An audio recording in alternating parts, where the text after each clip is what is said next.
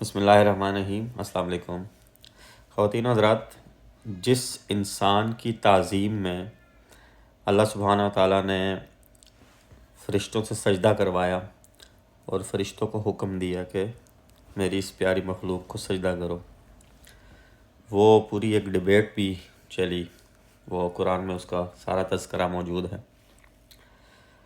تو فرشتوں نے سجدہ کیا، شیطان مکر گیا۔ پھر وہ کیوں مکرا میں آپ کو اس کا آگے جا کر تھوڑا سا بتاتا ہوں۔ لیکن یہ جو ریسنٹلی واقعہ ہوا ہے، جو ایک لڑکی سے جوتے چھٹوائے گئے ہیں، کوئی شیخ دانش ہے اس نے اور اس کی بیٹی نے، بڑا دل خراش واقعہ ہے لٹرلی، مطلب ہر دیکھنے سننے والے کو دکھی ہوا ہوگا یقینی طور پر۔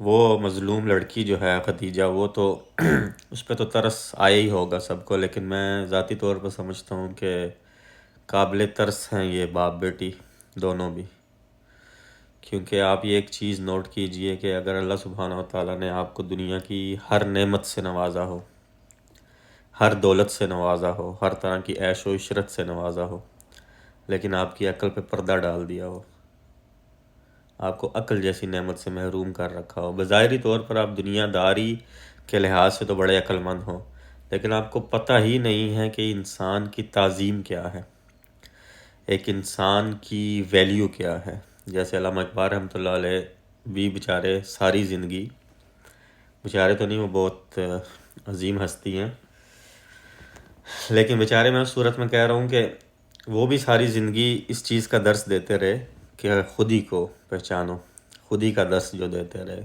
خودی کو پہچاننے کا بنیادی جو فلسفہ ہے ان کا، وہ یہ ہے کہ انسان اگر اپنے آپ کو پہچان لے تو اپنے رب کو پہچان لے گا، تو جب اپنے آپ کو پہچان لے گا تو وہ اپنے جیسے انسانوں کی ویلیو کو بھی پہنچ جائے گا کہ ان کی کیا ویلیو ہے۔ ہمارے بابا جی فرمایا کرتے تھے کہ پتر بندہ خدا، تمہیں جہاں بھی ملے، جس بھی صورت میں ملے، اس کی عزت کرنا، کیونکہ اس کی بڑی عزت ہے، اس کو خدا نے عزت دی ہے، اس کی کبھی تذلیل نہ کرنا۔ تو بنیادی بات کرنے کا مقصد یہ ہے کہ خدا نے، اللہ سبحانہ و تعالیٰ نے خود انسان کو عزت دی ہے اور اس کی عزت کرنا فرض ہے۔ جب فرشتوں کو اللہ نے کہہ دیا کہ اس کو سجدہ کرو، وہ سجدہ تعظیمی تھا، وہ عبادت والا سجدہ نہیں تھا، وہ سجدہ تعظیمی تھا، عزت والا سجدہ تھا کہ اس کو رسپیکٹ دی گئی کہ یہ میری بڑی خوبصورت مخلوق ہے۔ تو اس پہ پھر ڈیبیٹ بھی ہوئی، پہلے فرشتوں نے بھی کوشچن کیا کہ اس کو خلیفہ بنانے لگے ہیں آپ، جو زمین میں خون ریزیاں کرتا پھرے گا۔ پھر اللہ سبحانہ و تعالیٰ نے بتایا کہ تم نہیں جانتے جو میں جانتا ہوں۔ پھر وہ جو آدم علیہ السلام کو تمام اشیاء کے نام سکھائے گئے اور ان کی خصوصیات، اور پھر وہ ٹیسٹ ہوا، وہ سارا واقعہ بھی قرآن میں موجود ہے۔ پھر ایک مقام پہ یہ بھی ہے کہ جب وہ سب کچھ ہو گیا، فائنلائز ہو گیا اور سجدے کی باری آئی، جو میں نے شروع میں بات کی کہ شیطان کیوں جو ہے وہ اکڑ گیا تھا کہ میں نہیں کرتا، تو جب سب نے سجدہ کر دیا شیطان مکر گیا۔ تو اللہ سبحانہ و تعالیٰ نے اس سے پوچھا، دیکھو بڑے استاد کی نشانی ہوتی ہے کہ وہ کبھی بھی جبر نہیں کرتا، وہ ریزن مانگتا ہے نا، اللہ سے بڑا استاد کون ہو سکتا ہے؟ تو اللہ نے شیطان سے پوچھا، حالانکہ اللہ سبحانہ و تعالیٰ سب کچھ آلریڈی جانتے ہیں، تو شیطان نے کہا کہ اس نے جو آنسر کیا نا، جو اس نے جو جواب دیا، جو اس نے وجہ بتائی، وہ سنیے گا اور غور کیجیے گا، کیا ہمارے اندر وہ وجہ موجود نہیں ہے آج بھی؟ اس نے کہا کہ جی میں اس سے بہتر ہوں، تو نے اس کو مٹی سے بنایا جبکہ میں جو ہے وہ اسموک لیس فائر، آگ سے بناؤں۔ تو اس کے بعد اللہ سبحانہ و تعالیٰ نے اس کو کہا کہ نکل جائے یہاں سے۔ پھر وہ راندہ گیا اور پھر مطلب اس نے کہا کہ تیری عزت کی قسم میں اس کو گمراہ کرتا رہوں گا، اور پورا وہ واقعہ قرآن میں موجود ہے۔ تو جو اس کے الفاظ تھے کہ میں اس سے بہتر ہوں، آج ہر وہ شخص، بلکہ ہم سبھی ایسے کمپٹیشن میں پڑے ہوئے ہیں کہ ہم یہی کہتے ہیں کہ جی میں فلاں سے بہتر ہوں، میری یہ چیز فلاں سے بہتر ہے، میرے پاس زیادہ دولت ہے۔ ابھی یہ جو واقعہ ہوا ہے اس میں بھی آپ یہ چیز دیکھیے کہ دولت کے نشے میں، طاقت کے نشے میں، چونکہ یہ شخص جو ہے دانش کا لفظی معنی جو ہے وہ عقل مندی ہے، عقل والا ہونا یا عقل مندی، اور مجھے اس چیز پہ بھی بڑی ہنسی آ رہی ہے کہ نام دیکھو اور کام دیکھو. نام کا کتنا بڑا مطلب ہے کہ عقل عقل جو ہے وہ اللہ سبحانہ تعالیٰ نے انسان کو جب عقل دی ہے تو یہ بنیادی طور پر پھر وہ جو سوال و جواب کا معاملہ ہے، انسان کو کچھ نہ کچھ اختیار تو دیا نا اس عقل کی بنیاد پر کہ اس کو استعمال کرتے ہوئے جو 2 رستے بتا دیے اس میں سے چوز کرے اور آگے چلے. تو اسی لیے سوال و جواب ہوگا نا. اگر تو جبر ہوتا تو پھر تو سوال و جواب بنتا ہی نہیں تھا، کیونکہ ہر شخص پھر بروز قیامت کیا دیتا کہ یا اللہ میرے پاس تو چوائس ہی نہیں تھی. تو جو چوائس بنیادی طور پر دی گئی ہے وہ اسی عقل کی بنیاد پر دی گئی ہے.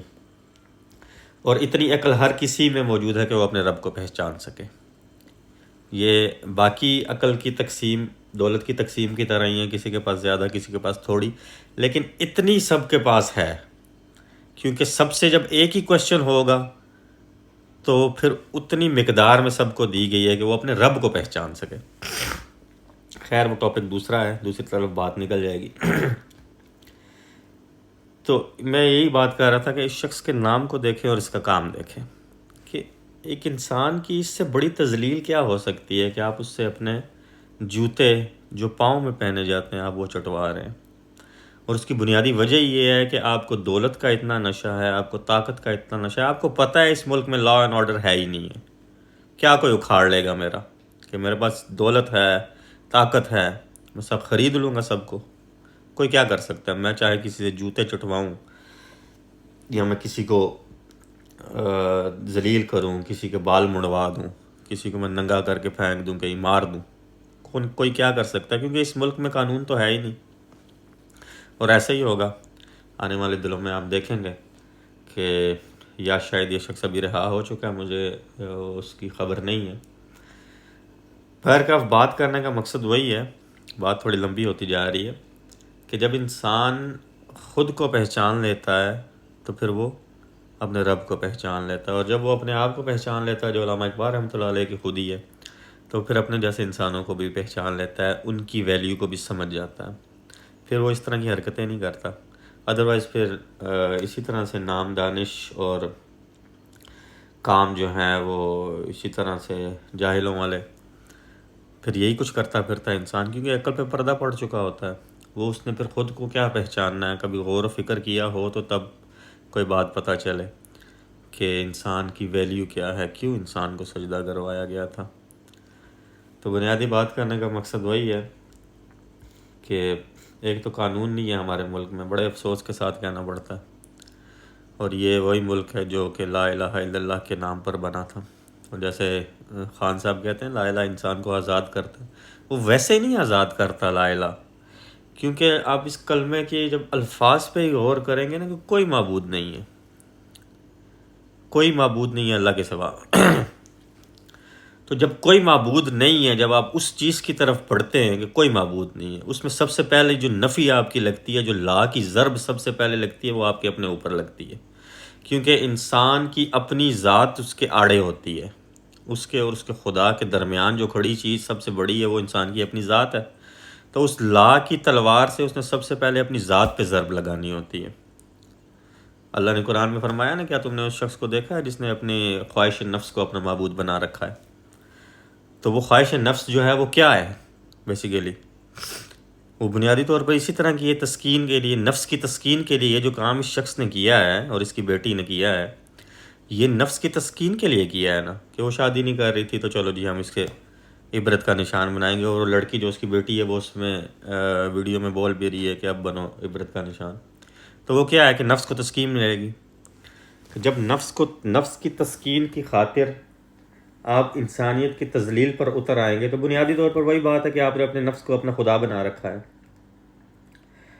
تو وہی خان صاحب والی بات ہے کہ لا الہ انسان کو آزاد کرتا ہے. لیکن اگر لا الہ الا اللہ انسان کو آزاد کرتا ہے، آزاد کرے گا تو سب سے پہلے وہ اس لا کی تلوار سے اپنا آپ اسے قتل کرنا پڑے گا. اس لا کی کاری ضرب جو ہے وہ اسے سب سے پہلے اپنے نفس پر لگانی پڑے گی. جب وہ اپنے نفس پر لگائے گا تو پھر جا کر کہیں آگے بت توڑ پائے گا، دوسرے معبودوں تک پھر کہیں جا کر وہ پہنچ پائے گا. سب سے پہلے تو اپنا بت ہی توڑے گا تو تب آگے بڑھے گا نا. اور یہاں پہ ہم سے اب ہمارا بت ہی نہیں ٹوٹتا. ہم ہر وقت اپنے نفس کی تسکین میں لگے رہتے ہیں کہ میں بڑے افسوس کے ساتھ کہنا پڑتا ہے کہ ہم لوگ اپنا معیار زندگی بھی اسی لیے بلند کرتے ہیں تاکہ ہم دوسروں کو نیچا دکھا سکیں، اور دوسروں کو نیچا دکھا کر ہمیں وہ جسے ڈوپامین کہتے ہیں نا انسان کو ملتی ہے، تو وہ نفس بنیادی طور پر خوش ہوتا ہے نا کہ ہاں بڑا اچھا کام کیا تم نے۔ تو وہی بات ہے کہ یہ ملک لا الہ الا اللہ کی بنیاد پر بنا تھا، اور اس ملک کے اندر کیا کچھ ہو رہا ہے آپ سے بھی کوئی بعید نہیں ہے کہ کس طرح سے یہ واقعہ بہت ہی زیادہ، مجھے تو بہت زیادہ دکھ ہوا اس چیز کا، کیونکہ ایک انسان کی تذلیل جو ہے میں سمجھتا ہوں یہ سب سے بڑا گناہ، سب سے بڑا جرم ہے، کیونکہ اس سے منع ہی ہے نا۔ آپ یہ چیز دیکھیے کہ جب فرشتوں سے اللہ سبحانہ و تعالیٰ نے سجدہ کروا دیا تو اس کو عزت دی ہے، اور جس رب نے انسان کو عزت دی ہے اس کی تذلیل کرنے والے ہم کون ہوتے ہیں؟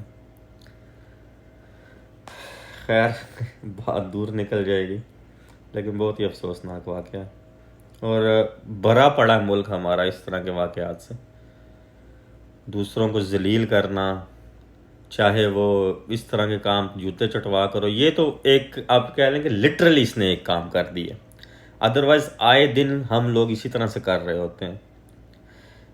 کوئی بھی شخص ہے جس کے پاس دولت ہے، شہرت ہے، پیسہ ہے، طاقت ہے، وہ اپنے ماتحتوں سے اسی طرح سے جوتے ہی چٹوا رہا ہے۔ وہ بظاہر طور پہ اپنے جوتے ان کے سامنے پیش کر کے نہیں کہتا کہ اس پہ زبان پھیرو، جیسے اس بیچاری لڑکی کے ساتھ ہوا ہے، لیکن اپنے عمل سے، اپنی باتوں سے ہم سب یہی کچھ کر رہے ہیں۔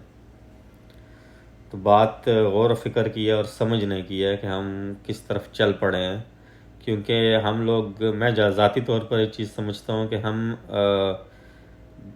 چوپایوں سے بھی بدتر ہو گئے ہیں، جیسے اللہ نے قرآن میں فرمایا نا کہ بہت سے لوگ جو ہیں ان میں سے وہ چوپایوں کی مانند ہیں، اور بہت تو ایسے ہیں جو اس سے بھی بدتر ہیں، یعنی کہ جانوروں کی طرح ہیں اور اس سے بھی بدتر ہیں، اور لٹرلی یہی بات ہے۔ آپ دیکھ لیجئے اپنے سراؤنڈنگز میں، اپنی سوسائٹی میں نظر دوڑائیں تو آپ کو یہ بات پتہ چلے گی کہ ہم واقعہ ہی جانوروں سے بھی بدتر ہیں۔ جانوروں میں کوئی کمپٹیشن نہیں ہوتا، کوئی حسد نہیں ہے، کوئی بغض نہیں ہے، کچھ بھی نہیں ہے۔ دو گھوڑے بھاگتے ہیں، ایک گھوڑا جیت جاتا ہے، ایک ہار جاتا ہے، ہارنے والا دوسرے سے حسد نہیں کرتا۔ ریس یہ ہے نا، یہ انسانوں کی بھی ایک ریس لگی ہوئی ہے جس میں ہم نے ظاہر جیتنا ہی جیتنا ہے ہر صورت میں۔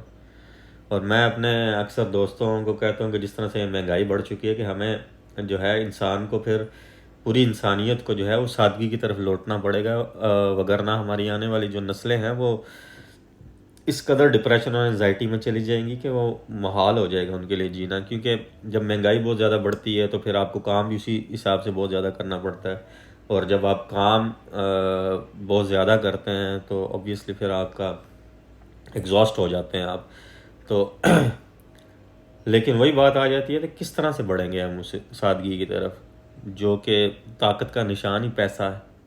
اب یہ جو واقعہ اس بیچاری لڑکی کے ساتھ ہوا ہے، خدیجہ کے ساتھ، اگر کوئی ٹکر کا ہوتا، ٹکر سے مراد یہ ہے کہ اگر کوئی شخص اتنا ہی دولت مند ہوتا جتنا یہ شخص ہے، آئی ڈونٹ نو کتنا دولت مند ہے، جاہل قسم کا آدمی ہے یہ، اس کا نام بھی سب سے پہلے تو اس کا نام بدلنا چاہیے عدالت کو، کہ اگر کوئی اس طرح کا ہوتا تو کیا اس کی بیٹی کے ساتھ ایسا ہو سکتا؟ کبھی بھی نہیں۔ تو پھر جب اس طرح کے واقعات ہوں گے اور آئے دن ہوتے رہیں گے تو لوگ کیوں سادگی کی طرف بڑھیں گے؟ obviously ہر بندہ پیسہ اکٹھا کرنے کی طرف جائے گا، کیونکہ پیسہ تو طاقت کی علامت بن چکا ہے۔ اینی ویز کیا کریں، اللہ سبحانہ تعالیٰ سے دعا ہے کہ اللہ ہم سب کو ہدایت دے اور اپنے حفظ و امان میں رکھے، سب کی عزتیں اللہ محفوظ رکھے، ورنہ اس ملک کے اندر غریب کی عزت بالکل بھی محفوظ نہیں ہے۔ اس بیچارے کو نہ روٹی ملتی ہے کھانے کے لیے اور نہ ہی اس کو عزت ملتی ہے۔ اینی ویز اپنا خیال رکھیے گا، فی امان اللہ۔